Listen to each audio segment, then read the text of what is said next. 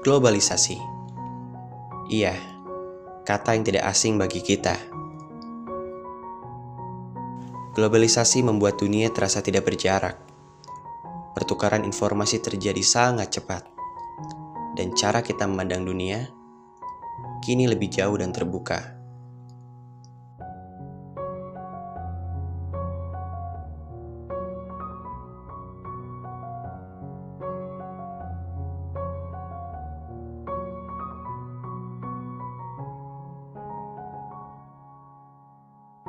Pasti dulu kamu tidak menyangka kalau berbincang dengan teman mancanegara rasanya seperti berada di ruang yang sama. Belanja barang impor seperti jajan di warung depan rumah. Rasanya dunia bergerak sangat cepat dan semua itu ada di tangan kita.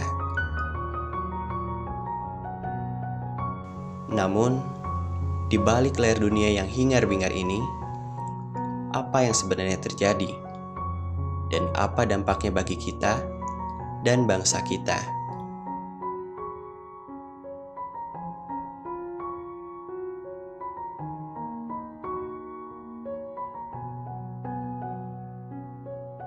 Kemunculan globalisasi sudah ada sejak manusia mengenal perdagangan internasional sekitar tahun 1000 hingga 1500 sebelum Masehi. Itu artinya globalisasi sudah ada jauh sebelum Indonesia menjadi jajahan bangsa Eropa. Baru pada abad ke-18 revolusi industri pertama terjadi di Inggris, di mana tenaga manusia dan hewan digantikan oleh mesin. Dan tidak berhenti sampai di situ. Tidak terasa revolusi industri kini sudah berada di tahap keempat. Kita tahu, tidak semua berdampak baik. Lalu, apa dampak buruk dari globalisasi ini bagi bangsa kita, terutama di bidang sosial?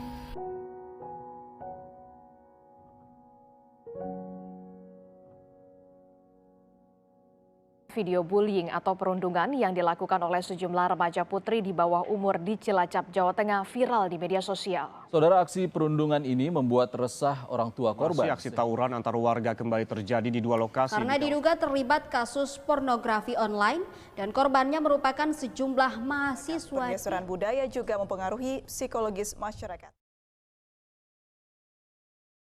Itu hanyalah beberapa dampak negatif yang terjadi akibat globalisasi. Di samping itu, masih ada beberapa yang mungkin tidak kita sadari, seperti diskriminalisasi suku bangsa, sikap intoleran, maraknya individualisme, penyalahgunaan sosial media, dan masih banyak lagi. Tapi, mari kita merenung. Apakah ini bangsa Indonesia yang diharapkan oleh para pendiri bangsa?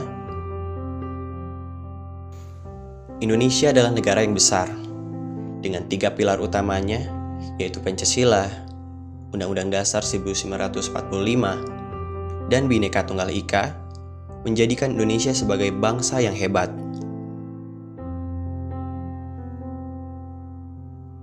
Pancasila pertama kali diperkenalkan oleh Insinyur Soekarno pada 1 Juni tahun 45, pada Sidang Perumusan Dasar Negara bersama BPUPKI.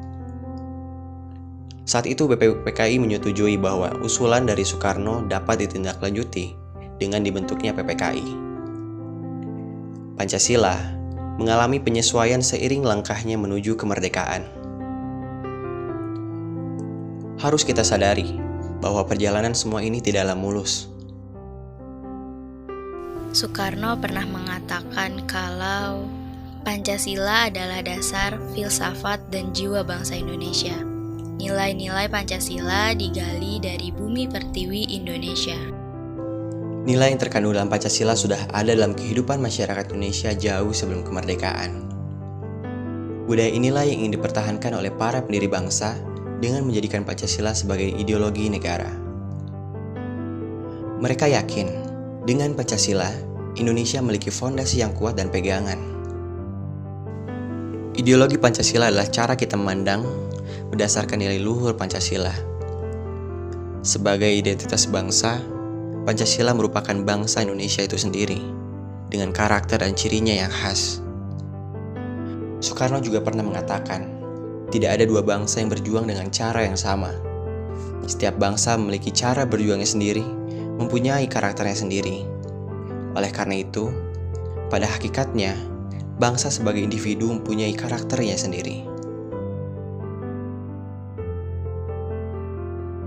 Sudah seharusnya kita bangsa Indonesia memahami filosofi Pancasila dengan baik, agar keutuhan dan persatuan bangsa bisa terjaga. Hanya sayangnya, kini generasi muda sudah meninggalkan nilai-nilai Pancasila. Globalisasi menjanjikan kepada kita ideologi alternatif seperti radikalisme, liberalisme, dan ideologi lain yang mudah dijangkau, sehingga menurunkan eksistensi dan daya tarik Pancasila. Itulah alasannya, sosial budaya Indonesia mulai luntur. Gotong royong, musyawarah, kehidupan sosial yang rukun dan harmonis kini mulai pudar. Kita bagaikan sapu lidi yang terlepas ikatannya.